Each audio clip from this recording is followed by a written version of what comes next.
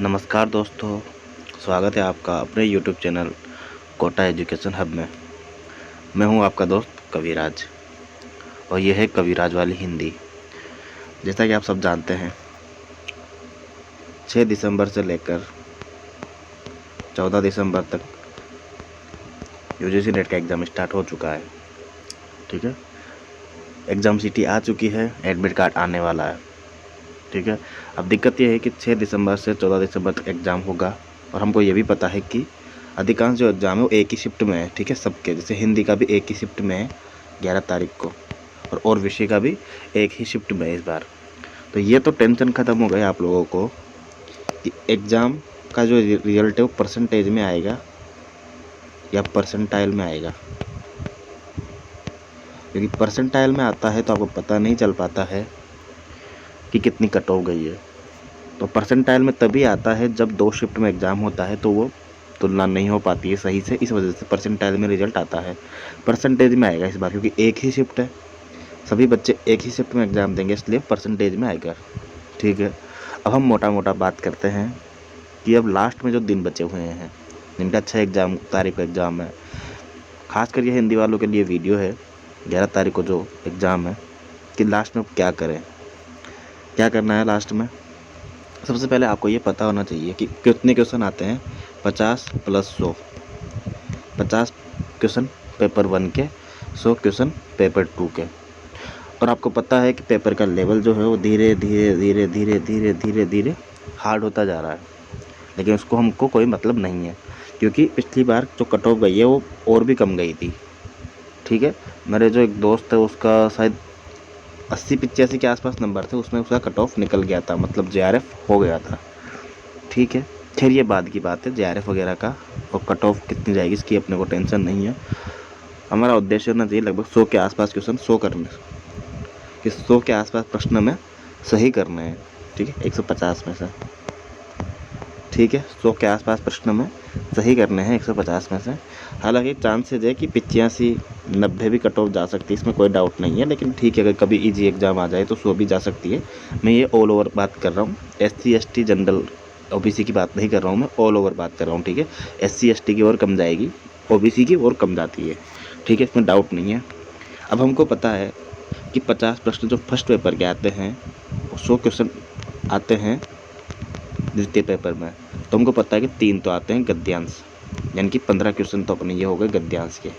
अब मेरी बात सुनना आप, किसी भी प्रश्न में, ये ईमानदारी से बता रहा हूँ आपको, मैं जितना अनुभव है 15-20 साल के जितने भी एग्ज़ाम मैंने देखे हुए हैं, उसमें सबसे ज़्यादा जो हार्ड एग्ज़ाम था वो 17 जून वाला था, सबसे लास्ट वाला, जो सबसे लास्ट में हुआ था। उसकी दोनों शिफ्ट आप देख लेना, सोल्यूशन करवा रखा है मैंने, लिंक डिस्क्रिप्शन में मिल जाएगा।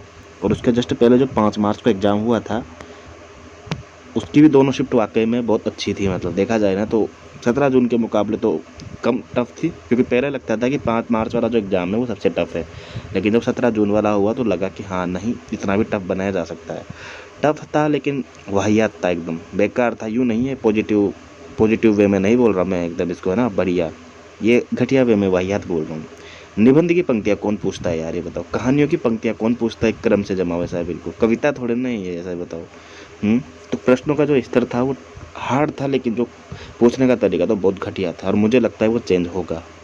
ठीक है, पहली बात तो ये हो गई अपनी। दूसरी बात, एक और इम्पोर्टेंट बात है कि 2024 में सिलेबस बदलने के पूरे चांसेज है, क्योंकि ये अनाउंसमेंट हो चुकी है। ठीक है, कमेटी बिठाई जा चुकी है पाठ्यक्रम को लेकर। वो जो ये सिलेबस है लगभग 2019 के बाद चला आ रहा था, और जैसा कि आप सब जानते हैं कि जब अगर 2024 में सिलेबस बदल जाएगा तो जो बच्चे काफ़ी टाइम से तैयारी कर रहे हैं उनको नुकसान होगा, क्योंकि उनको फिर नया सिलेबस पढ़ना पड़ेगा। तो मुझे ऐसा लगता है पर्सनली, मैं इस चीज़ को कोट करके नहीं बोलना चाहूँगा, लेकिन आपको बता दूँ जिस हिसाब से अनुभव है, कि वो जो पेपर देंगे ना इस बार, मुझे लगता है वो थोड़ा ईजी रहेगा। 2023 में जो 17 जून को हुआ था उससे थोड़ा सा ईजी रहेगा वो एग्ज़ाम। ठीक है, कैसे ईजी रहेगा, क्योंकि उनका मानना होगा कि यार इस बार बच्चे निकल जाएंगे जो तैयारी कर रहे हैं, तो उनका पूरा चांसेस रहेंगे कि वो एकदम लेवल का एग्ज़ाम दे, ठीक ठाक लेवल का। ठीक है, ये हो गई अपने यूजीसी नेट की बात, और ये अपने हो गए पेपर की बात। लेकिन बात करते हैं अगर हम कट ऑफ की, तो कितना भी पेपर ईजी आ जाए, कितना भी हार्ड आ जाए, बच्चे उनको बहुत कम लेने होते हैं, इस कारण से चांस हमारे कम बन जाते हैं देखा जाए ना तो, और ठीक ठाक मार्क्स आते हैं। जब कट ऑफ है ही नहीं उसमें, मतलब देखा जाए नेगेटिव मार्किंग नहीं है, सही करोगे तो मिल जाएगा आपको 2 नंबर, है ना, क्योंकि 2 नंबर का होता है क्वेश्चन, और गलत करोगे तो 0। ठीक है, 150 क्वेश्चन होते हैं और 300 मार्क्स का पेपर होता है। ठीक है, सही के 2, तो इसका मतलब ये है कि अपन को 150 में से एक भी प्रश्न नहीं छोड़ना है। छोड़ना तो हमें एक भी प्रश्न नहीं है। ठीक है, अच्छा खासा टाइम लेना है हमको। 3 घंटा टाइम मिलता है, 180 मिनट मिलता है। बहुत होते हैं 180 मिनट, बहुत ज़्यादा होते हैं, कुछ नहीं है। ठीक है, अब आपको लगता है कि आप पहली बार एग्ज़ाम दे रहे हैं, या फिर आपको कंप्यूटर से डर लगता है, या कंप्यूटर में थोड़ा सा दिक्कत आती है, तो थोड़ा सा उस दिन अपने मन को, मनोबल को थोड़ा सा सकारात्मक सोच के जाना उस दिन। ठीक है ना, चश्मा वश्मा लगा देता हूँ, आँखें बढ़िया पूछ के जाना, चश्मा ज़रूर लेके जाना, एकदम ध्यान रखना चीज़ों का, और उसके बाद फिर एग्ज़ाम अपना शुरू कर देना। ठीक है, चश्मा वश्मा ध्यान रखना और आँखें धो के रखना, और एकदम सकारात्मक तरीके से कि हाँ यार, ये तो बाएं हाथ की चीज़ है, मैं कर लूँगा या मैं कर लूँगी। ऐसा टेंशन बिल्कुल भी नहीं लेना है कि कैसे होगा या कैसे नहीं होगा। फिर उसके बाद अगर मैं बात करूँ 150 प्रश्नों की, तो 15 प्रश्न जो आते हैं वो साफ साफ गद्यांश के आते हैं, साफ साफ। ठीक है ना, गद्यांश के प्रश्न आते हैं, और किसी प्रश्न में इतना टाइम लेना चाहे मत लेना, पर गद्यांश में जितना हो सकता है ना उतना टाइम ले लेना, जितना हो सकता है उतना ले लेना आराम से। पर गद्यांश का एक भी प्रश्न गलत मत करना, एक भी प्रश्न मत गलत करना, एक भी मत करना। कोशिश करना कि एक भी प्रश्न गलत ना हो, क्योंकि गद्यांश का आंसर उसी में छिपा हुआ है। और मुझे पता है कि NTA UGC नेट का जो गद्यांश आता है उसका लेवल कितना अच्छा खासा होता है। पिछले 1-2 सालों में नहीं आ रहा है गद्यांश हाई लेवल का, क्योंकि पेपर हाई लेवल का आ रहा है तो उन्होंने गद्यांश का स्तर थोड़ा सा नीचे कर दिया है। परंतु पुराने पेपर आप उठा के देखेंगे तो गद्यांश में हवा भी नहीं लगती लोगों को। परंतु मुझे पूरा विश्वास है कि आप अगर संयम रखेंगे और ध्यान से पेपर को करेंगे तो आपको 15 क्वेश्चन तो आप आराम से निपटा ही लेंगे। ठीक है, चलें आगे। 15 क्वेश्चन तो अपने ये सही हो जाएंगे, कोई दिक्कत नहीं है। ठीक है, अब अपने बचते हैं लगभग 85 के आसपास क्वेश्चन, जो कि हमें सही करने हैं ताकि हमारे 100 क्वेश्चन सही हो जाए। ठीक है, 85 क्वेश्चन में से अगर हम बात करें तो लगभग जो शुरू की यूनिट है, फर्स्ट पेपर जो है, उसमें से अगर आप तुक्के भी लगाते नहीं भी पढ़ के गए हैं अगर आप, तो देखो 5 क्वेश्चन आप गद्यांश के सही कर देना। 5 क्वेश्चन जो रीजनिंग का आते हैं ना, लगभग बहुत ईजी आते हैं वो, जिनको बच्चों ने मतलब जो बोध कराने वाले होते हैं ना, उस टाइप के प्रश्न होते हैं, ईजी होते हैं वैसे तो, लेकिन मान के चलते हैं कि 5 आपको उसमें से सही हो गए। ठीक है, 5 और 5 10, 5 नहीं हुए तो भी अपन मान लेते हैं कि कोई और जो कठिन टॉपिक होगा, जाहिर सी बात है उसमें से भी 1 या 2 तो सही होगा ना, तो क्या लगाओगे तो अगर आप, क्योंकि तो अपन 10 ये मान लेते हैं। उसके अलावा जो बाकी टॉपिक है, बाकी कितने बचे क्वेश्चन, 40 क्वेश्चन बचे पक्का। अब 40 में से न करके भी आपके आधे तो सही हो सकते हैं ना यार, आधे क्वेश्चन तो 20 और ये 20 और 5 30 हो गए। 30 क्वेश्चन आप आराम से सही कर लोगे फर्स्ट पेपर में, लेकिन मैं नहीं मान के चलूँगा कि आप 30 करोगे। आप अगर 20 से 25 भी करते हो तो कोई दिक्कत नहीं है। ठीक है, 20 से 25 भी करते हो तो कोई लोड नहीं है, कोई दिक्कत नहीं है, बिल्कुल, है ना। जिन बच्चों का JRF होता है उनके भी 20 से 25 ही ठीक हो पाते हैं फर्स्ट पेपर में, क्योंकि उनका फोकस सेकंड पेपर में होता है। क्योंकि जब सेकंड पेपर में हमारे एक भी क्वेश्चन गलत होने का चांसेस न हो, तब हम पेपर फर्स्ट पढ़ेंगे ना यार। अगर मुझे थोड़ा सा भी लोड लेना है या थोड़ा सा भी रिस्क लेना है तो मैं सेकंड पेपर से लूँगा ना, क्यों फर्स्ट पेपर से रिस्क लूँगा मैं। अगर मुझे थोड़ा बहुत पढ़ना ही होगा तो मैं फर्स्ट पेपर की जगह सेकंड पेपर पढ़ूँगा, जो मेरा कमज़ोर पोर्शन होगा। तो फर्स्ट पेपर का लोड मत लो, बस आराम से पेपर देना, फर्स्ट पेपर जो भी दे सको, और 20 से 25 क्वेश्चन भी अगर सही हो रहे हैं तो कोई दिक्कत नहीं है। ठीक है, इसके अलावा हम बात करते हैं हिंदी की। ठीक है, हिंदी में अगर हम बात करें तो 100 क्वेश्चन आएंगे, जिसमें से हमने बात कर ली कि 10 क्वेश्चन तो आते हैं गद्यांश के। ठीक है, साफ है, कोई दिक्कत नहीं है। 10 क्वेश्चन आते हैं गद्यांश के, जो कि हम हैं सही करना ही है, पूरे में से पूरे नंबर लाने हैं उसके। ठीक है, बाकी बच्चे 90 प्रश्न। अब देखो हम बात करते हैं यूनिट वाइज चीज़ों की। ठीक है, अब यूनिट वाइज भी बात करेंगे, रुको एक सेकंड।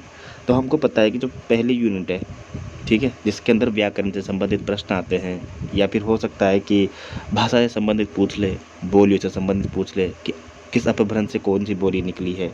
ठीक है, तो ये अगर चीज़ें आपने नहीं देखी है तो ये इतनी ईजी चीज़ें हैं कि इसका क्वेश्चन अगर आपके गलत हो जाएगा ना, फिर आप अगली बार एग्ज़ाम दोगे तो अपने आप को कोसोगे कि यार काश ये मैंने पहले पढ़ लेता, या काश ये मैं पहले पढ़ लेती। क्योंकि ये इतनी ईजी चीज़ है कि इसमें से अगर प्रश्न गलत हो गया ना तो फिर बात सही नहीं बनेगी, ऐसा है बिल्कुल। ठीक है, जैसे कि इसमें से प्रश्न क्या बनेगा कि निम्नलिखित में से कौन सी आर्य परिवार की भाषा नहीं है, या निम्नलिखित में से कौन आर्य परिवार की भाषा है। तो जैसे कि हिंदी भी है आर्य परिवार की भाषा, संस्कृत भी है, प्राकृत भी है। ठीक है, प्राकृत भी है। इधर से अगर मैं बात करूँ तो अपने जो अंग्रेजी भी है, लैटिन भाषा भी है, फारसी भी है, लेकिन अरबी नहीं है। और वो ज़्यादातर क्या करता है, अरबी ऑप्शन में देता है। ठीक है, अब ये कैसे पता चलेगा आपको कि क्या सही है, कैसे पढ़े क्या नहीं पढ़े? तो इसके लिए कुछ नहीं है, आपके पास भरा हुआ है इंटरनेट। ठीक है, इंटरनेट भरा पड़ा है, इंटरनेट का इस्तेमाल करो। यूट्यूब भरा पड़ा है यार, आप क्यों मेहनत कर रहे हो? यूट्यूब पे आपके लिए बहुत सारे लोगों ने मेहनत की हुई है, वहाँ पे देखो।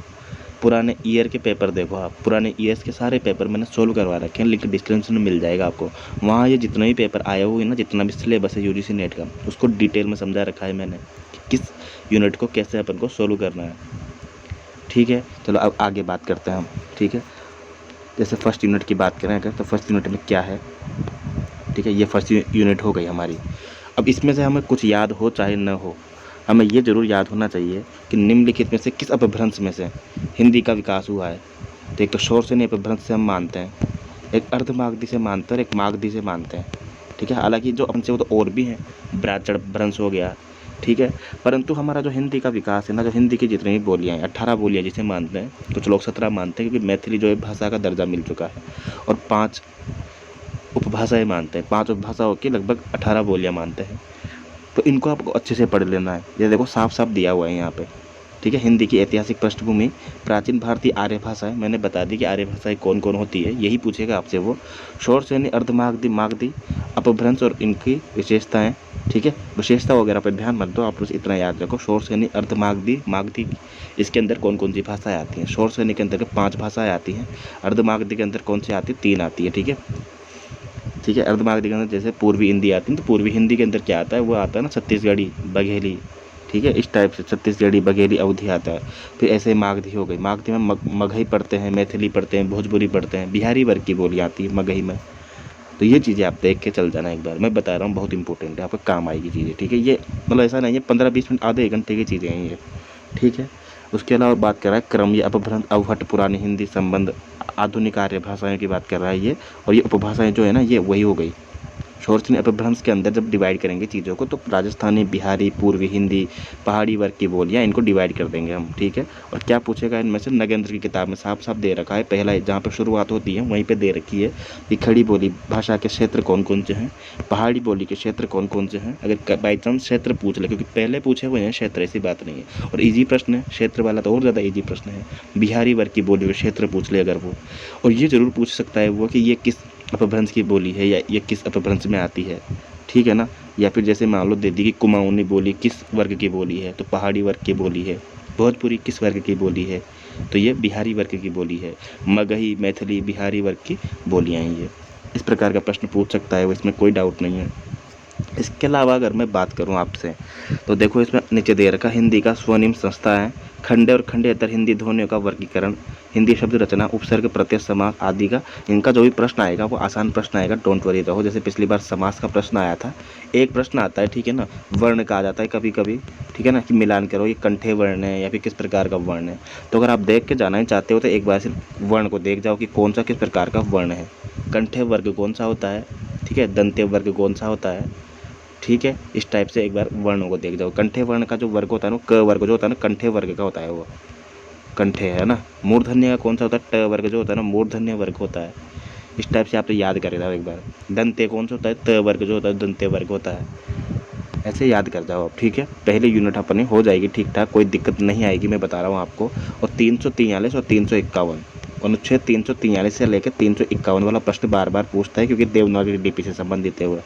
देवनागरी लिपि और मतलब अपने जो राजभाषा होगी वो हिंदी होगी और लिपि देवनागरी होगी। इसका जो नाम लिखा हुआ है 343 में लिखा हुआ है और 351 में लिखा हुआ है कि हिंदी का प्रचार प्रसार। डिटेल में हम चीज़ों को नहीं पढ़ रहे हैं, डिटेल में पढ़ने का टाइम नहीं है अभी अपने पास। ठीक है, आप पुराने प्रश्न पत्र देखेंगे तो इसी प्रकार के प्रश्न आते रहे हैं और आगे भी ऐसे ही आएंगे, डोंट वरी रहो आप। पेपर कितना ही डिफिकल्ट आ जाए, हमें उसकी नब्ज पकड़नी है। दूसरा पेपर देखो आप, दूसरा यूनिट देखेंगे अगर हम, दूसरी यूनिट, तो दूसरी यूनिट है क्या ही बताओ। साफ साफ दे रखा है कि हिंदी साहित्य का इतिहास दे रखा है। ठीक है, दूसरी यूनिट का मतलब हो गया साफ साफ है हिंदी साहित्य का इतिहास। इसमें हिंदी साहित्य का इतिहास दर्शन है, काल विभाजन है। ठीक है, आदिकाल की विशेषताएं हो गई है, भक्ति काल हो गया है, रीति काल हो गया एक प्रकार से, तो विशेषताएं तो पढ़ेंगे ही सही ना उसकी, और आधुनिक काल हो गया है। ठीक है ना, अब इसमें कोई डाउट नहीं है कि इस यूनिट का मतलब क्या है। अपने इस यूनिट का मतलब है अपने हिंदी साहित्य का इतिहास। हिंदी साहित्य का इतिहास में आपको पता है कि आदिकाल पढ़ते हैं हम, ठीक है। अब आदिकाल में अगर आप समझदार हो, कुछ भी मत पढ़ो, आदिकाल की टॉप रचनाएं पढ़ जाओ। किसकी किसकी पढ़ोगे? सरहपा के बारे में पढ़ जाओ, सरहपा पहले कवि थे सिद्ध साहित्य में। लुईपा के बारे में पढ़ जाओ, का तरुवर पंचविडाल, ये दे रखा है ना, शुक्ल की किताब में दे रखा है। सरहपा के बारे में पढ़ जाओ मोटा मोटा, लुईपा के बारे में पढ़ जाओ आप, ठीक है। इसके अलावा सिद्ध साहित्य में ज़्यादा मत पढ़ो, थोड़ा बहुत पढ़ लो, क्योंकि आदिकाल से 2 या 4 प्रश्न से ज़्यादा नहीं आते, ठीक है। और आसान आते हैं, और आसान प्रश्न गलत होते हैं ना तो ज़्यादा तकलीफ होती है, क्योंकि आसान प्रश्न गलत होने से काफ़ी सारे बच्चे आगे निकल जाते हैं। कठिन प्रश्न तो चलो बहुत बच्चों का गलत होता है, परंतु आसान प्रश्न गलत नहीं होना चाहिए। आदिकाल आप कर लो, मोटा मोटा आपने किया होगा, रिवीजन कर लो आप, रचनाएं देख लो सारी की सारी। चंपू रचनाएं हो तो चंपू रचनाएं देखो आप, गद्य रचनाएं देख लो आप, ठीक है। पद्य रचनाएं देख लो, जैन कवियों में सबकी देख लो, पवम चर्यू की देख लो आप, स्वयंभू की यानी कि है ना, इन सबकी रचनाएं देखो आप आराम से। शालीभद्र सूरी की देखो आप, भरतेश्वर बाहुबली रास देखो शालीभद्र सूरी की, ठीक है। शालीभद्र सूरी की भरतेश्वर बाहुबली रास 1184 में लिखी गई है, ठीक है। गणपति चंद्रगुप्त ने इसको पहला कवि माना है। इसके अलावा अगर हम बात करें तो जिन्हें धर्म सूरी ने लिखी है स्थूलीभद्र रास, जिन्हें दत्त सूरी ने लिखी है उपदेश रसायन रास। तो ये एक जैसे नाम वाली रचनाएं, इनको याद करो आप, इसमें कंफ्यूज मत होना, क्योंकि ऐसा प्रश्न जरूर आएगा। सेम प्रश्न भक्ति काल से बनता है। भक्ति काल में जितनी भी रचनाएं हैं, जैसे कि तुलसी की जितनी भी रचनाएं, उन सबको याद कर लो, ठीक है। 12 रचनाएं टोटल, ठीक है, जिसमें से आदि ब्रज से हैं लगभग, और आदि अवधी भाषा में लिखी गई है। ब्रज का मैंने बता दिया कि जिनका भी नाम वली से स्टार्ट हो रहा है या व से स्टार्ट हो रहा है, वो सारे के सारे ब्रज में है। जैसे वैराग्य संदीपनी विनय पत्रिका, और जो वली में ख़त्म हो रही है, जैसे कि क्या बोलते हैं, कृष्ण गीतावली, दोहावली, कवितावली, ये सब की सब ब्रज भाषा में है, ठीक है। ये सब मैंने डिटेल में समझा रखा है। जहाँ मैं क्वेश्चन करवाता हूँ ना, मैंने प्रैक्टिस करवा रखे हैं, मैंने टॉपिक नहीं पढ़ा रखा, और वो सब डिस्क्रिप्शन में लिंक दिया हुआ है। आप देखेंगे कि जैसे ही भक्ति काल का प्रश्न आया है तो मैंने सारी चीज़ें वहाँ पे एलोबरेट की हुई है, एक्सप्लेन की हुई है, तो परेशान होने की जरूरत नहीं है। भक्ति काल में भी संत साहित्य की जितनी भी विशेषताएं वो पढ़ जाओ एक प्रकार से। कबीर के बारे में महत्वपूर्ण तरीके से पढ़ के जाओ, जो आपके सिलेबस में लगा हुआ है कबीर, उतना ही पढ़ना। सिलेबस में जितनी पंक्तियाँ दी हुई है ना, उसमें से जो इम्पोर्टेंट है वो पढ़ जाओ, पक्का उसमें से एक का अर्थ जरूर पूछेगा आपसे वो, कोई पंक्ति पकड़ लेगा बढ़िया वाली। और आपको नहीं करना है यार, आप यूट्यूब पे जाओ, किसी बढ़िया से यूट्यूब चैनल पे, उसने अगर कबीर पढ़ा रखा है तो वहाँ से इंपॉर्टेंट पंक्तियाँ पकड़ो, उसका अर्थ पकड़ो, या गूगल पे जाओ, सीधा सा गूगल पे जाओ, अर्थ पकड़ो वहाँ पे, ठीक है। सीधा सा गूगल पे जाओ, वहाँ पे अर्थ पकड़ो कबीर की पंक्तियों का। संत साहित्य करो आप, संत साहित्य में कबीर को पढ़ो, मलुकदास को पढ़ो, रैदास को पढ़ो, ठीक है, सुंदरदास को पढ़ो। और कुछ भी मत पढ़ो, सिर्फ रचनाएं पढ़ो, सिर्फ रचनाएं पढ़ो, बहुत आसान है। सुंदरदास की हो जाएगी ज्ञान समुद्र हो जाएगा, ठीक है, सुंदर विलास हो जाएगा। मलुकदास की कौन सी हो जाएगी? मलुकदास की ज्ञान बोध हो जाएगी। दरिया साहब की कौन सी हो जाएगी? ज्ञान दीपक हो जाएगी, ठीक है। दादू दयाल को पढ़ लो, मीरा को थोड़ा बहुत जान लो, ऐसा है बिल्कुल, मीरा की काव्य की विशेषताएं, ठीक है। रस खान के बारे में पंक्तियाँ याद रख लो, रस खान की। बहुत आसान चीज़ें ही हैं, एक एक दो दिन में हो जाएगी ये, सही टेंशन मत लो आप, ऐसा है बिल्कुल, ठीक है। सूफी साहित्य में भी सेम क्रम याद रखो आप। सूफी साहित्य का क्रम मैं बता देता हूँ आपको, क्रम क्या है सूफी साहित्य में। सबसे पहले तो असायद की हंसावली हो जाएगी।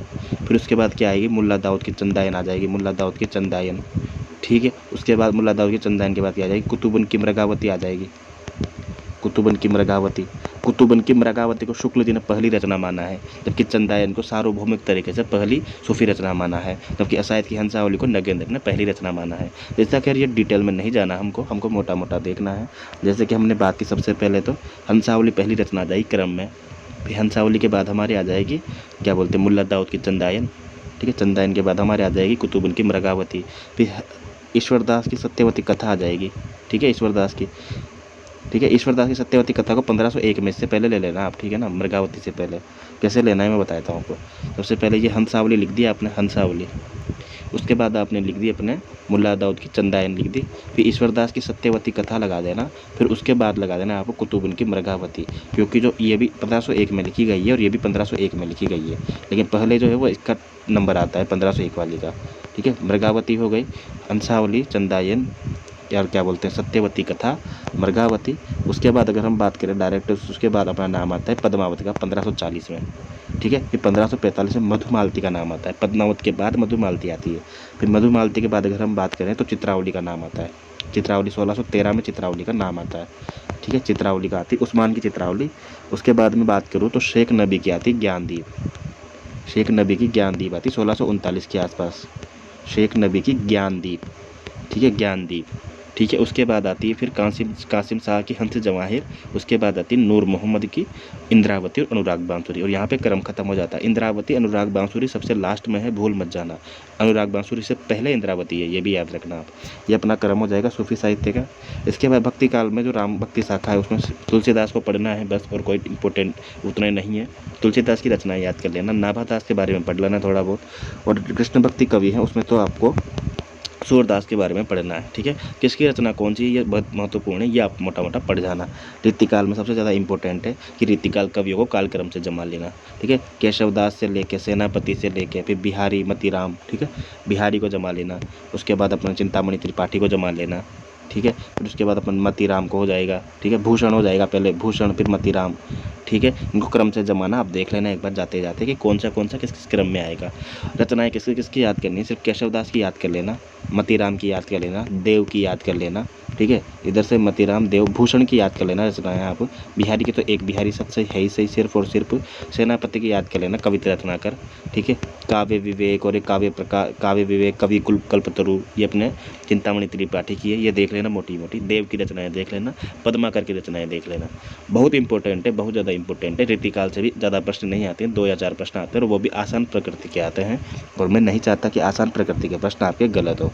और आधुनिक काल की बात करें, आधुनिक काल तो सब कुछ बचता है, रीढ़ की हड्डी है आधुनिक काल यूजीसी नेट के लिए। जिसने सब कुछ नहीं पढ़ा और आधुनिक काल भी पढ़ लिया, उसके चांस बन जाते हैं यूजीसी नेट क्लियर करने के। अब आधुनिक काल में क्या पढ़ना बाकी ये बताओ आप। आधुनिक काल में सबसे मेन तो ये है कि जब भारतेंदु युग शुरू होता है ना, तो बस भारतेंदु के बारे में कुछ भी मत छोड़ो। भारतेंदु का तो काव्य से लेके, निबंध से लेके, नाटक से लेकर, ठीक है, और अन्य पत्रिकाओं से लेकर सब कुछ इम्पोर्टेंट है। और भारतेंदु को पढ़ने से जितना आसान भी कुछ नहीं है जीवन में। भारतेंदु युग से आसान कुछ भी नहीं लगेगा आपको, याद रखना। तो भारतेंदु हरिश्चंद्र की तो सारी रचनाएं आप याद कर लो। मैं नहीं कह रहा याद करो, मतलब अंतिम समय में सिर्फ देख के चले जाओ, सिर्फ देखो उनको, देखो नज़र से देखो, अपने आप दिमाग में घुस जाएगी आपके, वो अपने आप दिमाग में घुस जाएगी वो। उसमें टेंशन लेने की बिल्कुल ज़रूरत नहीं है आपको। ठीक है, जितने भी निबंध है वो, जितने भी उनकी कहानियाँ हैं, कहानियाँ तो चलो उन्होंने लिखी नहीं, पर कविताएं खड़ी बोली में अलग लिखी है उन्होंने, और ब्रज भाषा में अलग लिखी है, ये अलग देखना आप। ठीक है, इसका तो मैंने शॉर्ट बना के डाल रखे हैं, चार शॉर्ट डाल रखे हैं, 4 शॉर्ट में पूरे भारतेंदु को करवा रखा है। ठीक है, मेरे यूट्यूब चैनल पे देख लेना आप शॉर्ट वाले में जाके। उसके बाद अगर मैं बात करूँ भारतेंदु युग में, तो बालकृष्ण भट्ट के बाकी जो रचनाकार हैं उनके उपन्यास इंपॉर्टेंट है। इन सब के भारतेंदु हरिश्चंद्र के तो नाटक, निबंध और कविता तीनों इंपॉर्टेंट है, और पत्रिकाएँ इंपॉर्टेंट है। पत्रिकाएँ कौन कौन सी थी? कवि वचन सुधा, ठीक है, कवि वचन सुधा हो गई पहले तो, फिर हरिश्चंद्र मैगजीन हो गई, फिर हरिश्चंद्र चंद्रिका हो गई उसके बाद क्रम में, फिर बाल बोधनी हो गई, बाल बोधनी, ये 4 पत्रिकाओं का क्रम था उसका। ठीक है, उसके बाद में बात करूँ तो प्रताप नारायण मिश्र ने भी उसके बाद जन्म हुआ था, 56 में जन्म हुआ था इनका, 1856 में। इनकी ब्राह्मण नाम से पत्रिका थी। बालकृष्ण प्रेमगन की कौन सी थी? आनंद कादम्बनी। ठीक है, पत्रिकाएं याद कर लो इस काल की। जी है, बालकृष्ण भट्ट की हिंदी प्रदीप है, ये भी आसान है, हिंदी प्रदीप, ये ज़्यादा आसान है, बहुत आसान है, टेंशन मत लो बिल्कुल। इनके मोटे मोटे याद कर लो कि बालकृष्ण भट्ट का इंपॉर्टेंट उपन्यास कौन सा है, इंपॉर्टेंट 2-4, मतलब 1 या 2 उपन्यास इंपॉर्टेंट है, वो कर लो बस। सेम बालकृष्ण भट्ट के अलावा प्रताप नारायण मिश्र के याद कर लो, निबंध याद कर लो कि प्रताप नारायण मिश्र का निबंध कौन सा है। पांडे वाली बुक में बढ़िया से दे रखी हैं चीज़ें यार, जो सरस्वती पांडे वाली बुक है उसको पढ़ जाओ एक बार। आसान है चीज़ें, 2-2, 3-3 दिन में होने वाली चीज़ें हैं ये, है ना, इसको कोई ज़्यादा लोड लेने की ज़रूरत नहीं है आपको। ठीक है, सेम द्विवेदी युग में करना है। फिर सेम द्विवेदी युग के जो प्रमुख कवि है ना, जैसे कोई माखनलाल चतुर्वेदी हो गए, रामधारी सिंह दिनकर भी अब मान लेते हैं इसी में, मैत्रेय गुप्त हो गए। ठीक है, ये इंपॉर्टेंट कवि जो राष्ट्र कवि हैं, इनकी रचनाएं याद कर लो, क्रम से याद कर लो इनकी रचनाएं, सिर्फ देख लो एक बार, याद हो जाएगी, टेंशन मत लो ऐसा है बिल्कुल। ठीक है, कि कहाँ से क्रम स्टार्ट हो रहा है और कहाँ पे ख़त्म हो रहा है। ठीक है, ऐसे द्विवेदी युग में करना है आपको। महावीर प्रसाद द्विवेदी के बारे में थोड़ा बहुत देख लो, आलोचनाएं पुस्तक कौन कौन सी लिखी है महावीर प्रसाद द्विवेदी ने, तो वहाँ से आलोचनाएं पुस्तक बनने के चांस बन जाते हैं।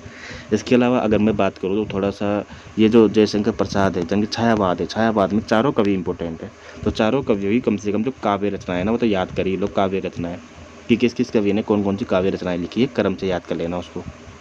ठीक है, आसान चीज़ है, बिल्कुल हो जाएगी, एक बार नज़र से निकाल लोगे। अंत टाइम पे यही रिवीजन करने का टाइम बचा है आपके पास। ठीक है, यही चीज़ अंत में की जा सकती है और कुछ नहीं कर सकते। ठीक है, तो सेम चीज़ हमको उपन्यास में करनी है, सेम चीज़ हमको कहानी में करनी है, सेम नाटक में करनी है, सेम निबंध में करनी है, और सेम आलोचना में करनी है। निबंध और आलोचना को एक साथ लेके चलो आप। निबंध की अगर मैं बात करूँ तो विद्यानिवास मिश्र, हजारी प्रसाद द्विवेदी, कुबेरनाथ राय, ठीक है, हजारी प्रसाद द्विवेदी, कुबेरनाथ राय, रामचंद्र शुक्ल। और इनके अलावा जो 2-4 इंपॉर्टेंट और इनको पढ़ जाओ आप। हरिशंकर परसाई को पढ़ जाओ, नामवर सिंह को पढ़ जाओ, रामविलास शर्मा को पढ़ जाओ, ठीक है। या मैं आपको पूरे नाम ही बता दूं अगर, तो हिंदी आलोचना और हिंदी निबंध में सिर्फ जो नाम मैं बता रहा हूँ सिर्फ इनको पढ़ जाओ आप। किसको किसको पढ़ोगे आप? हजारी प्रसाद द्विवेदी, नामवर सिंह, रामविलास शर्मा, रामचंद्र शुक्ल, विद्यानिवास मिश्र, कुबेरनाथ राय, ठीक है। इसके अलावा नंद दुलारे वाजपेयी हो गए अपने, ठीक है। इसके अलावा अपने कौन हो गए फिर? बाबू गुलाब राय का निबंध आलोचना पुस्तकें देख लेना, निबंध और आलोचना एक एक 2-2 इंपॉर्टेंट देख लेना आप। मैनेजर पांडे की देख लेना आप, हिंदी साहित्य और इतिहास दृष्टि, ठीक है। रामस्वरूप चतुर्वेदी की अगर हो तो इंपॉर्टेंट जो देख लेना आप। पुराने तो आप खासकर देख ही लेना। देखो आप पुराने पेपर देखोगे ना तो आधे प्रश्न से आपसे वहाँ से टपक जाएंगे आपके। आलोचना से कैसा प्रश्न बना है, निबंध से कैसा प्रश्न बना है। हरिशंकर परसाई को जरूर देख के जाना, जो साहित्य अकादमी पुरस्कार मिला है, ठीक है। उसको भी जरूर देखना, क्रम से देखना, याद हो जाएगी। विद्यानिवास मिश्र बहुत आसान है, उसको हवा मत बनाओ, बिल्कुल भी आसान सी चीज़ें याद हो जाएगी विद्यानिवास मिश्र की, ठीक है ना। चितवन की छा, हल्दी धूप, तुम चंदन हम पानी, कदम की फूली डाल, ठीक है। फिर बेतलवा, ये तो फिर बेतलवा डाल भी तो विवेक राय का हो जाएगा। लेकिन और भी जैसे अगर मैं बात करूँ तो इनका हो जाएगा, क्या बोलते हैं इनकी, क्या बोलते हैं, बसंत आ गया फिर भी कोई उत्कंठा नहीं है, ठीक है। तो चीज़ें आसान से याद हो जाएगी और आपको कंठस्थ नहीं करनी है। आप प्रोफेसर नहीं बन रहे हो अभी, अब आपको प्रोफेसर नहीं बनना है। प्रोफेसर बनने में टाइम लगेगा अभी आपको, अभी आपकी उम्र नहीं है। आपको सिर्फ याद करनी है चीज़ें, वो भी कंठस्थ नहीं है, सिर्फ दिमाग में बिठानी है। ऑप्शन देखते टिक मार के आना है फटाफट और हो जाएगा। आपको लोड मत लो बिल्कुल इस चीज़ का कि कैसे होगा या याद नहीं हो रहा। अगर आपको याद ऐसा लग रहा है, बार बार डीमोटिवेशन फील हो रहा है और आपको लग रहा है कि याद नहीं हो रहा, तो ये बहुत अच्छी बात है, क्योंकि ये एक अच्छे विद्यार्थी की निशानी है कि उसको डिमोटिवेशन फील हो रहा है। क्योंकि जो कुछ नहीं पढ़ता है वो एकदम निश्चिंत रहता है, उसको सब कुछ याद रहता है जो कुछ नहीं पढ़ता है। और जो पढ़ता है उसी के साथ ऐसा होता है कि मुझे कुछ याद नहीं है, क्योंकि आपके अवचेतन मन में सब कुछ सुरक्षित हो रहा है एक प्रकार से, और वहाँ पर आपको सब चीज़ें याद हो रही हैं, ठीक है। आगे बढ़ते हैं अगले यूनिट में। तीसरे यूनिट में जो भी प्रश्न आएगा तीसरे यूनिट में, ठीक है, बहुत शानदार यूनिट है तीसरी यार, सबसे ज़्यादा आसान यूनिट है। इसमें से अगर एक भी प्रश्न गलत कर दिया ना तो मतलब सच बता रहा हूँ यार, बहुत बहुत खराब बात है यार। क्योंकि भारतीय काव्यशास्त्र पाश्चात्य काव्यशास्त्र से प्रश्न कुछ भी नहीं बनता है। एक चुटपुट पंक्ति दे देगा पिछली आई हुई, ठीक है ना, या तो भामा की दे देगा, दंडी, वामन, कुंतक, आनंदवर्धन, इनकी पंक्ति दे देगा बढ़िया वाली, काव्य प्रयोजन की, काव्य हेतु की, किसी की भी दे देगा वो काव्य लक्षण की। तो पूछेगा ये पंक्ति किसकी है, पहली बात तो ये है। क्रम से जमवा लेगा आपको, इनकी रचनाएं पूछ लेगा ज़्यादा से ज़्यादा, जो कि आसान आसान है, बहुत आसान है, बिल्कुल आसान है। जैसे काव्य अलंकार अपने भामा की रचना हो गई, ठीक है। काव्य दर्श अपने दंडी की हो गई। काव्य अलंकार सूत्रवर्ती वामन की हो गई, ठीक है। इसके अलावा आनंदवर्धन की कौन सी हो जाएगी अपने, ध्वन्यालोक हो जाएगी, ठीक है, ध्वन्यालोक। नाट्य शास्त्र अपने भरत मुनि की हो जाएगी, ठीक है। तो कुंतक की वक्रोक्ति हो जाएगी, वक्रोक्ति जीवितम जिसे बोलते हैं। तो ये पंक्तियाँ जो काव्य लक्षण की है और काव्य हेतु की जो पंक्तियाँ हैं बहुत आसान हैं, ये इनको या रॉकेट साइंस मत समझना। जगन्नाथ की रमणीय प्रतिपादकम कितनी बार एग्जाम में पूछी गई है, जगन्नाथ की रमणीय प्रतिपादकम शब्दार्थ काव्यम, जो पंक्तियाँ हैं जगन्नाथ की। क्रम याद कर लेना कि सबसे पहले कौन हुआ है। सबसे पहले हम पढ़ते हैं, इसको पढ़ते हैं सबसे पहले हम पढ़ते हैं भरत मुनि को पढ़ते हैं, फिर भामह को पढ़ते हैं, फिर दंडी को पढ़ते हैं, ठीक है, फिर वामन कुंतक को पढ़ते हैं देखा जाए ना तो, फिर सबसे अंत में पढ़ते हैं विश्वनाथ को, और फिर बाद में पढ़ते हैं जगन्नाथ को। विश्वनाथ को 14वीं शताब्दी में, ठीक है, रसवादी, और जगन्नाथ को सबसे अंत में 17वीं शताब्दी में। बहुत आसान है सेम। अब मैं एक बात बता रहा हूँ आपको, ये अपने काम आ जाएगा, ये जो मैंने जो बोली आप लिख लेना इसको, और आप इसको अपने दिमाग में बिठा के पांडे वाली बुक से या गूगल से सर्च करके पढ़ लेना है किस प्रकार से क्रम बनेगा। अब मैं बात करता हूँ इनका, क्या बोलते हैं, जो ये पाश्चात्य वाले हैं, पाश्चात्य में कुछ नहीं करना, सिर्फ इंपॉर्टेंट रचना याद कर जाओ आप। सिद्धांत अगर आपको देखना है तो 2-2 लाइन में पढ़ जाओ, जैसा समझ में आता है। नहीं आता है तो कोई दिक्कत नहीं है। देखो सबसे पहले प्लेटो को याद रखो, फिर अरस्तु को याद रखो, प्लेटो के बाद अरस्तु, फिर लॉन्जाइनस का क्रम याद रखना। लॉन्जाइनस के बाद याद रखना, ये बिल्कुल लॉन्जाइनस 30वीं शताब्दी में हो गया। फिर उसके बाद वर्ड्सवर्थ को याद रखना, भूल मत जाना, ये क्रम बहुत इंपॉर्टेंट है, क्रम का प्रश्न जरूर आएगा। वर्ड्सवर्थ के बाद आप क्या याद करो, वर्ड्सवर्थ का दोस्त है कोलरिज, तो कोलरिज को याद रखना, कोलरिज का जन्म बाद में हुआ था।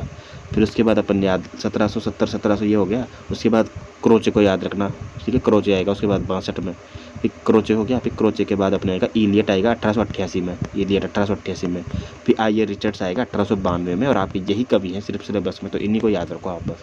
अरस्तु, वर्ड्सवर्थ, प्लेटो, ये क्रम से याद रखना है आपको, इनका क्रम याद रखना ही चाहिए आपको, है ना, बिल्कुल।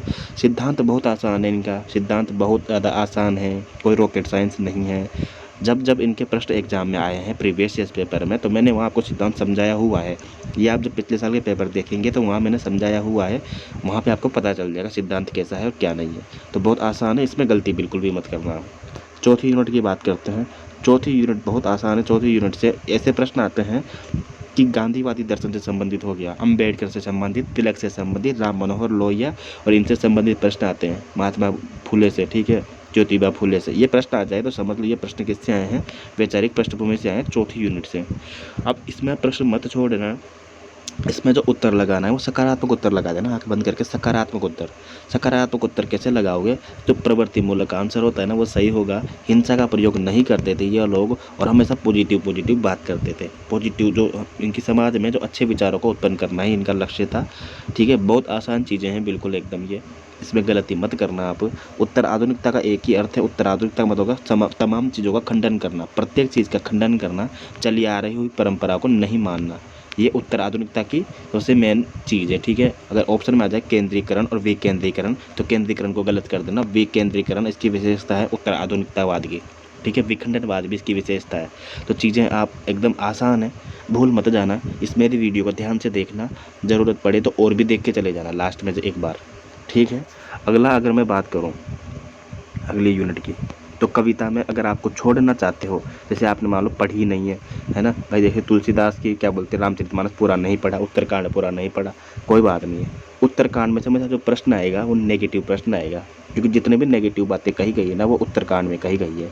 कि कलयुग में जो चेला होगा वो गुरु से बड़ा होगा, बिल्कुल हाँ होगा। कलयुग में कोई किसी की इज्जत नहीं करेगा, हाँ नहीं करेगा। कलयुग में भगवान की पूजा नहीं करेगा, नहीं करेगा। जितनी भी नेगेटिव चीज़ें होंगी ना वो रामचरितमानस से प्रश्न पूछा जाता है। आज तक का तो यही रिकॉर्ड है, आप चेक कर लेना, इस बार भी पेपर आएगा उसमें। तो रामचरितमानस में से जो भी नेगेटिव ऑप्शन रहे समझ लेना यही गलत है, यही असंगत है और यही पूछा है उसमें से।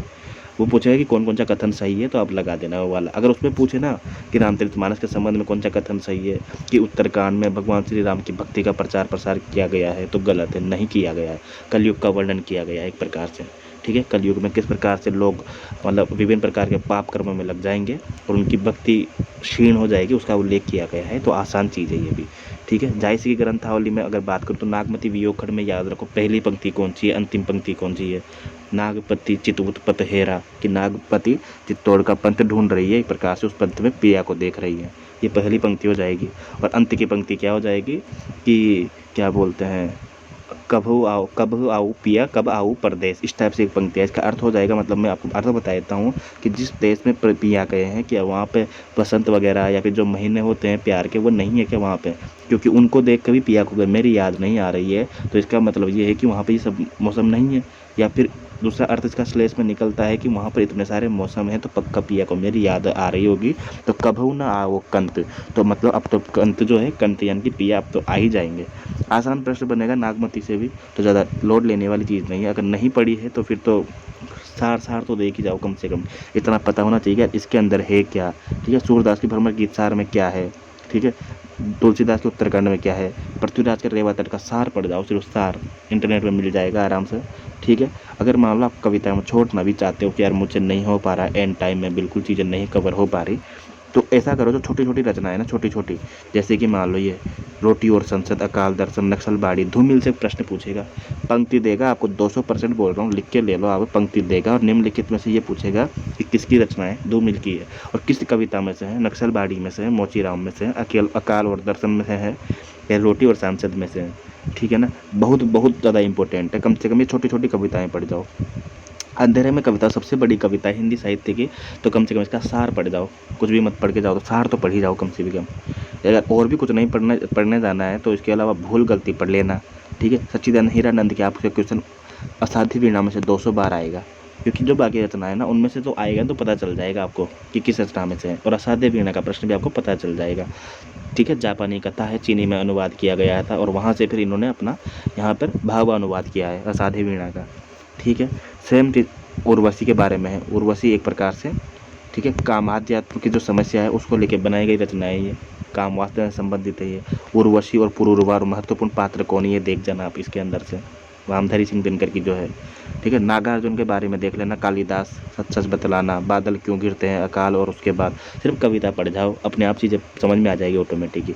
और एक और सबसे इम्पोर्टेंट, 200% इम्पोर्टेंट है ये चीज़ कि जो ये कविताएं सारी की सारी किस काव्य संग्रह के अंदर संकलित है, ये जरूर चेक कर जाना। और ये काम आपका नहीं है, ये काम यूट्यूब चैनल वालों का है, ये काम जो बड़े बड़े कोचिंग पैसे लेने वाली हैं उनका काम है। उनको बोलो कि ये कंटेंट प्रोवाइड करवाएं, और उन्होंने कंटेंट प्रोवाइड करवा भी रखा होगा ना, अगर तो उसको रिवाइज करो कि कौन सी कविता, ये सब पे लागू होता है सब पर, कि कौन सी कविता किस काव्य संग्रह में है, उसका प्रकाशन वर्ष क्या है, ठीक है। अगर पत्रिका में छपी है तो कौन सी पत्रिका में छपी है, इंपॉर्टेंट हो जाता है। कौन सी कहानी किस कहानी संग्रह में है, उसका प्रकाशन वर्ष क्या है, अगर पत्रिका में छपी है तो किस कहानी पत्रिका में छपी है। ये इम्पोर्टेंट इतना है, इतना है, इतना है कि रामबाण है, बहुत इंपॉर्टेंट है ये चीज़ जो मैं बता रहा हूँ आपको, ठीक है। अगले यूनिट में अगर मैं बात करूँ तो देखो का उपन्यास है, उपन्यास में कम से कम सार पढ़ जाओ। अगर उपन्यास नहीं पढ़ा है आपको तो आपको पता होना चाहिए कि उपन्यास में सार क्या है, इस उपन्यास में क्या है, इस उपन्यास में क्या है, इस में क्या है। और अगर इसकी भूमिका पढ़ा रखी है, यूट्यूब पे बहुत सारे लोगों ने इसकी भूमिका पढ़ा रही है। भूमिका मतलब शुरू के जो 3-4 पेज है उसमें से दिया हुआ है, तो उसमें से प्रश्न आने के 90% चांसेज है। और जो ट्रेंड चल रहा है उसके हिसाब से भूमिका से प्रश्न आता ही आता है, हमेशा आता है। तो कुछ नहीं तो ज़्यादा से ज़्यादा कुछ ही वर्ष में से पढ़ो, चाहे मत पढ़ो, लेकिन एक तो ये अपना जो है ना भीष्म सहारने वाला मानस का हंस को तो 200% पढ़ के जाना। अमृतलाल नागर के तो सारे उपन्यास आप उंगली पे रख लेना, मैं रटवा देता हूँ, रुको। सबसे पहले महाकाल हुआ था 47 में, फिर सेठ बांके हुए थे अपने 55 में, फिर बूंद और समुद्र आएगा, ठीक है। इनके जो उपन्यास है सेठ महाकाल, ठीक है, उसका सेठ बांकेमल के बाद अपने बूंद और समुद्र हो गया, ठीक है। उसके बाद शतरंज की मोहरे हो गया, अपने शतरंज की मोहरे भी इनका ही है। इसके बाद अगर मैं बात करूँ तो मैं क्रम से नहीं बता रहा हूँ, अभी सिर्फ रचना याद करो, आप रचनाओं पे ध्यान दो। क्रम के क्वेश्चन अब बंद हो गए हैं आना। शतरंज के मोहरे हो गए अपनी, ठीक है। इसके अलावा अपने हो जाएगी क्या बोलते हैं, अमृत और विष 1966 में, एकदा नैमिषारण्य, ठीक है। पीढ़ियाँ सबसे लास्ट में है, करवट, अग्निगर्भा के बाद मानस का हंस हो जाएगा, मानस के हंस के बाद खंजर नयन हो जाएगा, खंजर नयन के बाद अपने हो जाएगा 7 घूंघट वाला मुखड़ा हो जाएगा अपने, ठीक है। ये बहुत इंपॉर्टेंट है यार, ठीक है। और इधर से नाच्यो बहुत गोपाल बहुत इंपॉर्टेंट है, अमृतलाल नागर बहुत ज़्यादा इंपॉर्टेंट है, इसका भूमिका जरूर पढ़ के जाना। झूठा सच के पात्र, मेलांचल के पात्र, मानस का हंस के पात्र, तमस के पात्र, राग दरबारी के पात्र, ठीक है, जिंदगी नामा के पात्र, आपका बंटी, ठीक है, धरती धन्ना अपना का पात्र। आपका बंटी का तो एक ही प्रश्न आता है बार बार कि बाल मनोवैज्ञानिक पर लिखी हुई उपन्यास कौन सा है, ठीक है ना। अरूप बत्रा नाम है, ठीक है। बंटी का असली नाम जो है वो अरूप बत्रा है, ठीक है, याद रखना बिल्कुल भी। और ये पिछली बार प्रश्न में भी आया था, ये सेम बाणभट्ट की आत्मकथा में है।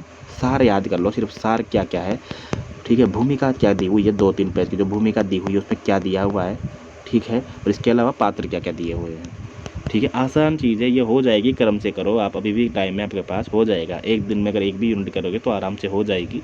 लोड बिल्कुल भी नहीं लेना है आपको, ठीक है ना, बिल्कुल भी, ठीक है। और वैसे भी नेगेटिव मार्किंग नहीं है, सारे प्रश्न करके आने हैं। और मैं बता रहा हूँ तुक्का वही सही होता है जो हमने एक बार तो कम से कम देखा हो, एक बार तो कम से कम। सच बता रहा हूँ, ज्ञानी आदमी में और मेहनती आदमी में अगर रेस हो ना तो मेहनती आदमी जीतेगा, ज्ञानी कभी नहीं जीत सकता है। मेहनत सर्वोपरि है भाई, मेहनत। किसने क्रम से मेहनत की है और बढ़िया मेहनत की है, जी जान से ईश्वर का नाम लो और जी जान से मेहनत करो। अभी भी चांद से मैं बता रहा हूँ आपको, जो चीज़ें मैं बोल रहा हूँ इतना रिवीजन करके चले जाओ, इतना पढ़ के चले जाओ। चांद से जो आप कम से कम पेपर दोगे ना, खुशी फील करोगे, कम से कम मेरा हुआ चाहे नहीं हुआ पर मैंने टक्कर लिए पेपर से, कॉन्फिडेंस बूस्ट हो जाएगा आपका अगली बार के लिए। ये मैं उनके लिए बोल रहा हूँ लास्ट वाली लाइन, जो पहली बार एग्जाम दे रहे हैं या जो अभी तक बिल्कुल भी नहीं पढ़े हैं, और जो पहले पढ़ चुके हैं और फिर लास्ट में पढ़ रहे हैं, रिवीजन कर रहे हैं, वो तो निश्चिंत रहो, उनका तो 200% GRF कन्फर्म है। आप मुझे लिख के दे देना, कमेंट जरूर करना बस एक बार जब हो जाए तो, ठीक है ना। और ये वीडियो जो आपको मैं बता रहा हूँ कैसा लग रहा है, मतलब ये मैं जो बोल रहा हूँ काम की चीज़ें हैं भी सही या नहीं है, अगर है तो एक बार कमेंट जरूर करके बताना कैसा लगा। और अपने जो हिंदी साहित्य के दोस्त हैं ना उनके साथ शेयर कर देना यार, है ना, ताकि उनको पता चले बेचारों को कि किस प्रकार से लास्ट में अप्रोच करनी है। उपन्यास के अलावा नाटक में बात करें, कहानी में बात करें तो कहानी में भी सेम वही है, सबका प्रकाशन वर्ष, ठीक है, किसका प्रकाशन वर्ष क्या है, कौन सी कहानी संग्रह में छपा हुआ है ये, ठीक है, और कोई पत्रिका में छपा है तो वो इम्पोर्टेंट है। इम्पोर्टेंट बात करूँ तो पात्र, इसके पात्र जो है ना, फणीश्वरता रेणु की तीसरी कसम के पात्र तो आप रट जाना, पानी में घोल के पी जाना इसके। तो पलटू दास हो गया, ठीक है, पलटू दास हो गया, लल्लू दास हो गया, ठीक है, हीराबाई हो गई, ठीक है, हीरामन हो गया, ठीक है। सारे जितने भी पात्र हैं इम्पोर्टेंट सब रट के चले जाना। पात्र गौण भी, ऐसा नहीं कि मुख्य मुख्य, गौण पात्र भी रट के जाना है आपको, ठीक है ना।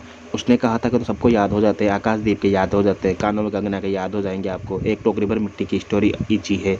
तीसरी कसम का थोड़ा सा हर बार पूछा जाएगा, ग्रेंग्रीन का याद हो जाएगा, ठीक है, ग्रेंग्रीन का मालती हो गई अपने, ठीक है, मैं शैली में विश्वेश्वर उसके पति हो गए, इंस्पेक्टर माता दिन चांद में। क्रम वरम मत याद करो, पागल हो जाओगे क्रम में, तो आप ऐसा है बिल्कुल।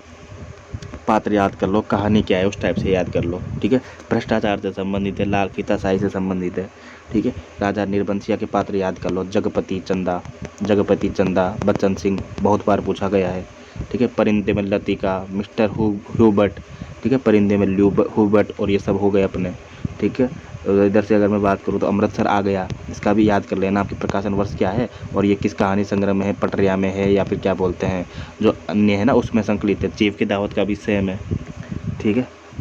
इसके अलावा अगर मैं बात करूँ तो अब एक और सबसे इम्पोर्टेंट बात कि जैसे कि अगर मान लो कमलेश्वर के राजा निर्बंध या कहानी संग्रह दे रखा है या कहानी दे रखी है ना, तो कमलेश्वर के सारे कहानी संग्रह इंपॉर्टेंट हो जाते हैं बच्चों यार, ये बहुत इंपॉर्टेंट है और यहाँ बाजी मार जाओगे। अगर आपने किसी कवि की कोई रचना दे रखी है, जैसे कहानी दे रखी है, तो उस कवि की सारी कहानी संग्रह आप याद कर लो, याद हो जाएगा, सिर्फ नज़र से देख लो आप, ठीक है। प्रकाशन वर्ष के अनुसार मत करो बिल्कुल भी, परंतु क्रम से जरूर कर लो उसको याद, मतलब बिना क्रम के, लेकिन एक बार देख लो एक बार आप कि कौन सी है, ठीक है ना। ये आपको बाजी मार के ले जाएगी आपको। ये मैं कह रहा हूँ सबकी मत देखो आप, ठीक है। राजेंद्र बाला घोष की मत देखो, माधवराव सप्रे की मत देखो, सुभद्रा की मत देखो, प्रेमचंद की भी तो कहानियाँ वैसे याद हो जाती है, चंद्रदास शर्मा गुलेरी की मत देखो, जयशंकर प्रसाद की देख लो कहानी संग्रह, ठीक है। और इधर से अज्ञे की कहानी संग्रह देख लो आप, भीष्म साहनी की कहानी संग्रह देखो, हरि कमलेश्वर की कहानी संग्रह देखो, निर्मल वर्मा के देख लो आप, चैनेन्द्र के देख लो, ये 5-6 के देख के चले जाओ, ज़्यादा मत देखो आप, काम बन जाएगा आपका, लोड बिल्कुल भी मत लो आप। सेम चीज़ नाटक के अंदर है, जितने भी नाटक दे रखे हैं सबके अंक याद कर लो आप, भाई किसके कितने कितने अंक है, 6 अंक है, 5 अंक है, 2 अंक है। और भूमिका कुछ भी मत पढ़ो, भूमिका जरूर पढ़ के जाना है इसकी, बहुत आसान है, बहुत आसान है, बहुत आसान है, हो जाएगा, मैं बता रहा हूँ फिर से आपको, ठीक है। ये देखो सिंदूर की होली तो हर बार प्रश्न आता है, ये लक्ष्मी नारायण लाल का नाटक नहीं है, सिलेबस में गलत दे रखा है, लक्ष्मी नारायण मिश्र का नाटक है ये, ठीक है। ये सब जगह गलत मिलता है आपको भी पता होगा ऑफिशियल सिलेबस में। अंधेर नगरी से प्रश्न नहीं आए, ऐसा कभी नहीं होता।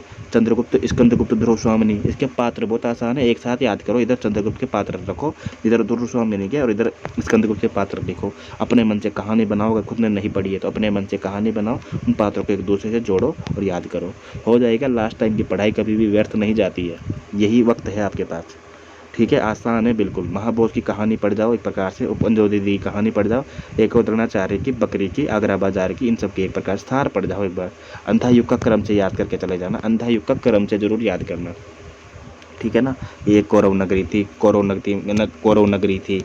नगरी में पशु का उदय हुआ था, पशु का नाम अश्वत्थामा था, अश्वत्थामा का अर्ध सत्य, तो पहले पार्ट का नाम कौरव नगरी, दूसरे का नाम पशु का उदय, तीसरे का हो गया अश्वत्थामा का अर्ध सत्य, ठीक है। इस टाइप से आप क्रम से याद कर जाना, ठीक है। अंत में प्रभु की मृत्यु, जिसे समापन भी बोलते हैं, बीच में एक इंटरवेल है, पंख, पहिया और पट्टियाँ, तो क्रम जरूर याद के चले जाना है ना, अंधा युग के बारे में बात करें तो, ठीक है। आषाढ़ का एक दिन इंपॉर्टेंट है, ठीक है, आषाढ़ का एक दिन। इधर से सिंदूर की होली में प्रकाशन वर्ष याद कर देना 34, और इसके पात्र याद कर देना मनोज शंकर जो भी हैं बाकी। अगला बात करें 9वीं यूनिट, 9th यूनिट में सेम यही है। अगर आपको सारे नहीं पढ़ने हैं तो ये याद रखो, नामवर सिंह ने संस्कृति और सौंदर्य का सार पढ़ जाओ कि इन्होंने हजारी प्रसाद द्विवेदी का वर्णन किया है, ठीक है। इसमें संस्कृति और सौंदर्य का सार क्या है, और कुछ में से प्रश्न आए चाहे नहीं आए, मजदूरी और प्रेम का क्रम याद कर जाओ कि कौन कौन से चैप्टर मजदूरी और प्रेम के अंदर है, कौन कौन से चैप्टर है इसके अंदर, ठीक है। क्रम में मतलब इसके अंदर क्या है ना, डिवाइड कर रखा है निबंध को, ये पढ़ जाओ आप बस, ठीक है। और कुछ पढ़ो चाहे मत पढ़ो, पर नाखून क्यों पढ़ते हैं और मेरा मुकुट भूग रहा है, मेरे राम का मुकुट, इन दोनों से प्रश्न न आए ऐसा कभी नहीं होता है, इसमें से प्रश्न जरूर आएगा। और उठ जाग मुसाफिर और क्या बोलते हैं ये, उठ जाग मुसाफिर और उत्तर फाल्गुनी के आसपास, इन दोनों कवियों के तो बाकी निबंध है कि आपने मुझे पता है पढ़े होंगे, ठीक है। इनमें से 2-2 लाइन 4-4 लाइन पढ़ जाओ कि इसके अंदर है क्या, ताकि अगर इससे मिलता जुलता हुआ प्रश्न आए तो आप कर पाओ, ठीक है। सेम चीज़ शिव शंभू के चिट्ठे के लिए है, इसकी पृष्ठभूमि क्या है, इसका प्रकाशन वर्ष क्या है, कब लिखा गया था, क्यों लिखा गया था, इसके अंदर क्या है, शिव शंभू चिट्ठे के अंदर आप समझ जाओगे, प्रश्न आते ऑटोमेटिक, ये तो पक्का शिव शंभू के चिट्ठे का क्वेश्चन है, ठीक है। सेम दिल्ली दरबार दर्पण के लिए, सेम भारत उन्नति कैसे हो सकती के लिए है। ठीक है, इसमें भी वही है, सार पढ़ जाओ एंड टाइम में। ठीक है, भूमिका वगैरह तो नहीं होगी इसमें, मुझे याद है। ठीक है, कितने पार्ट्स में डिवाइड है ये पढ़ जाओ, किसी का वर्णन आया है तो वो वर्णन पढ़ जाओ। ठीक है, इसके अलावा कैसे पढ़ोगे, जिसने यूट्यूब पे तैयारी करवा रखी है बढ़िया तरीके से, उसका पढ़ो आप। ऐसा है, एक ही टीचर से मत पढ़ो, अलग अलग टीचर से पढ़ो, हो सकता है किसी ने बढ़िया नॉलेज दे रखी हो। ठीक है ना, ज़रूरी तो नहीं है कि एक ही यूनिट सभी से पढ़ी जाए, एक यूनिट अलग यूट्यूब वाले से पढ़ो, एक यूनिट अलग यूट्यूब वाले से पढ़ो। ठीक है, मैंने ये सब चीज़ें भी डिटेल में नहीं करवा रखी है, मैंने सिर्फ प्रैक्टिस सेट करवाया है अभी तक। ठीक है, आगे फ्यूचर में कभी देखूंगा, हो सकता है तो। बाकी तो आप प्रैक्टिस सेट देख सकते हैं, उसमें प्रत्येक यूनिट के प्रश्न है ना उसके अंदर है। जैसे उसके अंदर मेरे राम का मुकुट भी गिराए का प्रश्न भी आया है, यूनिक प्रश्न है। ठीक है, चंदा वाली जो कहानी है ना, आकाशद्वीप कहानी है जो वो चंपा वाली, उसका भी प्रश्न आया हुआ है। चीप की दाऊद के भी प्रश्न है उसके अंदर, राजा निर्बंश के भी प्रश्न है उसके अंदर। अगली बात करते हैं इकाई 10, बहुत आसान है, जो कि 10वीं यूनिट सबसे बढ़िया यूनिट है। सबसे पहले तो ये याद करो आप कि संस्कृति के 4 अध्याय इंपॉर्टेंट है इसमें। अरे यायावर याद रहेगा, क्या भूलू क्या याद करो, आवारा मसीहा, सबके प्रकाशन वर्ष याद करो। तो सबके प्रकाशन वर्ष, ठीक है, किसने लिखा है, किसके ऊपर लिखा है, किसने लिखा है, किसके ऊपर लिखा है। ठीक है, इसके अलावा अगर मैं बात करूं तो इसकी भूमिका अगर है, भूमिका है तो भूमिका पढ़ जाना। और सबसे रामबाण बात बता रहा हूँ जो अब मैं ख़त्म करने करते एक लास्ट, अगर इसके अंदर चैप्टर में डिवाइड है, जैसे अरे यायावर याद रहेगा जिसमें कितने चैप्टर है ना, उसमें क्या बोलते हैं, परशुराम से तुर्खम, एक टायर की राम कहानी। ठीक है, इधर से अलग अलग और भी ना, माछुली द्वीप, ये चैप्टर याद कर लो कि यार ये इसमें अंदर ये चैप्टर भी हैं। ठीक है, इसके अंदर है। एक तरह से मुक्तिबोध की एक साहित्य की डायरी, इसके अंदर भी चैप्टर में डिवाइड है, ये याद कर लो कि इसके अंदर भी चैप्टर है। जामुन का पेड़ और भोला राम का जीव, कहानियाँ हैं छोटी छोटी, ये तो आसान कहानियाँ हैं, ये तो भ्रष्टाचार के विरोधी कहानियाँ हैं ये। रमणिका गुप्ता की आत्मकथाएं सारी याद कर लो आप। ठीक है ना, रमणिका गुप्ता के हाथ से और आप खुदरी, ऐसे ही मतलब आत्मकथा में भी जाओ तो आप आत्मकथाएं सिर्फ देख लो एक बार, इंपॉर्टेंट रचनाकारों की। ठीक है, इधर से आप संस्मरण में भी जाओ तो इम्पोर्टेंट देख लो, इम्पोर्टेंट जीवनी देखो आप, ज़्यादा मत देखो। पांडे वाली किताब में दे रखा है, या फिर यूट्यूब वाले किस काम के हैं वो करवाएंगे 10 बार। अब सबसे इम्पोर्टेंट प्रश्न बनता है जाते जाते, ठीक है, सेम तुलसीराम की मुर्दैया में देख लेना, आप सार देख के चल जाना।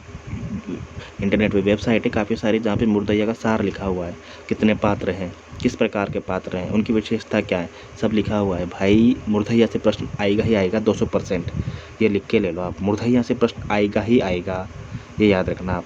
ठीक है, संस्कृति के 4 अध्याय से प्रश्न आएगा ही आएगा।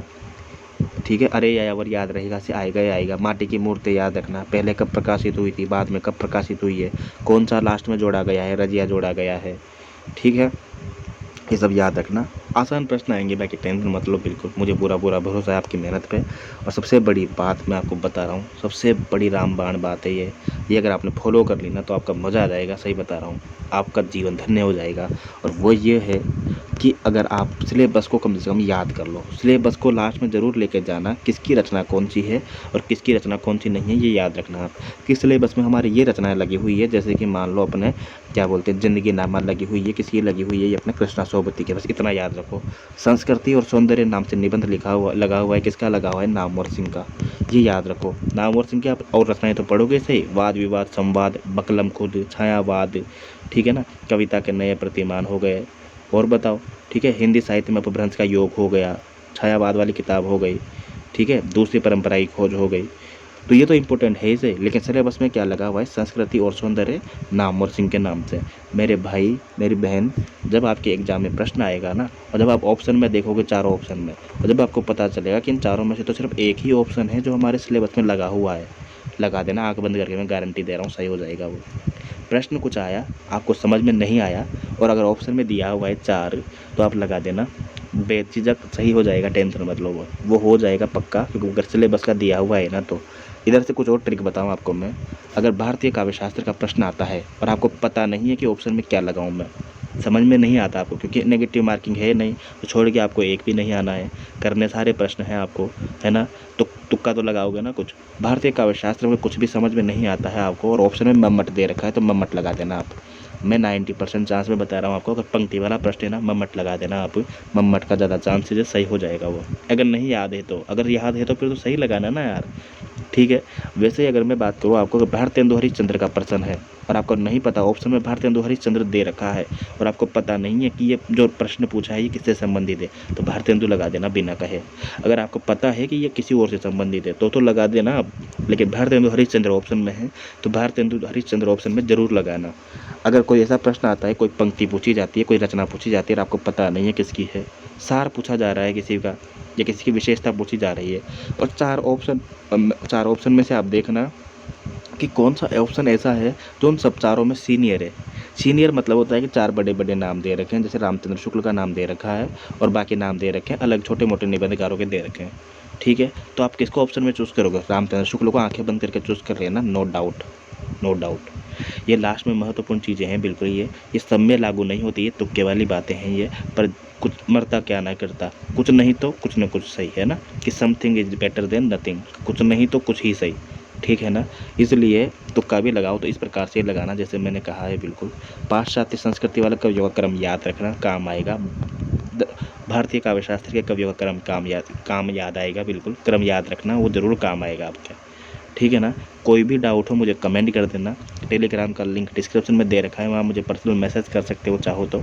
कुछ चीज़ें याद नहीं हो रही हो तो उनको घुसा लो कैसे भी करके, अपने दोस्तों को बोल बोल के याद करवाओ। बिल्कुल विद्यानिवास मिश्र के निबंध, कुबेरनाथ के निबंध, ठीक है, नामवर सिंह के निबंध, आचार्य प्रसाद द्विवेदी के निबंध, ठीक है ना, क्या बोलते कल्पलता अशोक, ठीक है, कल्पलता अशोक पहले आएगा, फिर कल्पलता बाउन में आएगा, फिर विचार वितर्क, विचार प्रवाह, ठीक है, विचार प्रवाह पहले आएगा, विचार वितर्क बाद में आएगा, आलोक पर्व हो गया। यार पांडे वाली किताब पढ़ लो या गूगल पढ़ा हुआ है आपके पास तो यार, गूगल पे इतनी वेबसाइट से बढ़िया बढ़िया, यूट्यूब पढ़ा हुआ है यार। एक टीचर से मत देखो, पर एक टीचर से 1 यूनिट की जो सबसे बेस्ट क्वालिटी है ना उस टीचर की, वो देखो आप बस। बाकी प्रैक्टिस सेट करवा रखे हैं मैंने, लेकिन डिस्क्रिप्शन में है, यूजीसी नेट के जितने भी PYP हैं सब डिस्क्रिप्शन में हैं। और कुछ देखो मत देखो, लेकिन 17 जून वाले जो 2 शिफ्ट है ना वो ज़रूर देखना, और 5 मार्च वाली दोनों शिफ्ट ज़रूर देखना। और ये देखना कि उनके जो ऑप्शन है उस ऑप्शन में से बार बार कौन सा वाला सही हो रहा है। आप देखोगे कि ACE बार बार सही हो रहा है, ABE बार बार सही हो रहा है, ये नोटिस करोगे आप, देख लेना आप। 5 मार्च वाले में तो सबसे ज़्यादा नोटिस करोगे ये चीज़। तो छोटी छोटी ट्रिक भी पकड़ो आप, ऐसे हवा मत बनो, टेंशन मत लिया करो 5 ऑप्शन आ गए 6 ऑप्शन आ गए कैसे करेंगे, नहीं, लोड बिल्कुल भी नहीं लेना है। जितना कठिन पेपर होगा उतनी कम कट ऑफ जाएगी, टेंशन मत लो आप, ठीक है ना। पेपर आसान आएगा मेरा दिल करता है, और बहुत बहुत बेस्ट ऑफ लक आपको। कमेंट जरूर करना वीडियो कैसा लगा यार, ठीक है ना। फिर मिलते हैं, ठीक है, थैंक यू, बाय बाय।